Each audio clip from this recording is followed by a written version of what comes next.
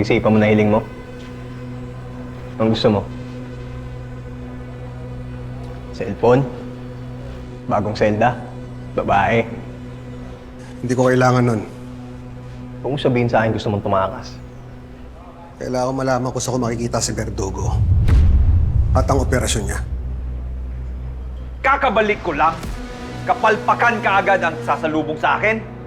Hindi ba talaga kayo nag-iisip? What if something happens to my wife dun sa party ni Ninong? Sorry, Verdugo. Hindi talaga namin alam na pupunta siya doon. Despite sa pagkakamali namin, may good news pa din tayo. Ninong and Braganza are now feuding dahil sa nangyari. Hindi lang basta away.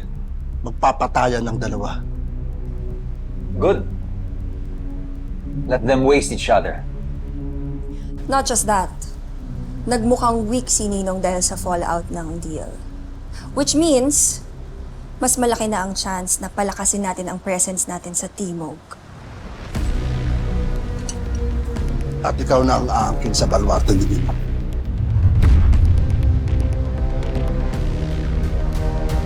Wala akong alam dyan. Alam mo, sinabi sa akin ni Ramon na malapit ka kay Verdugo. Kaya ako magsisinungaling sa akin. Oo na. Pero mahirap yung pinapagawa mo. Matindi pa sa pader yung gusto mong banggain. Isa pa, mahirap mahanap si Verdugo. Kasi mga tauhan niya lang naman yung gumagalaw para sa kanya eh. Walang taong hindi nahahanap. Yun ang akala mo. Baka pinaglalamayan ka na bago mo pa mahanap si Verdugo. Hingi pa nga kape. Kung ako sa'yo, iba na lang hilingin mo sa akin. Kasi para kang naghahanap ng anino sa dilim niyan.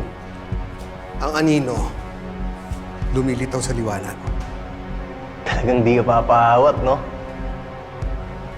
Alam mo, bigyan mo lang ng impormasyon tungkol kay Verdugo. Yung taong nagpakulong sa akin. Pagkatapos nun, quits na tayo.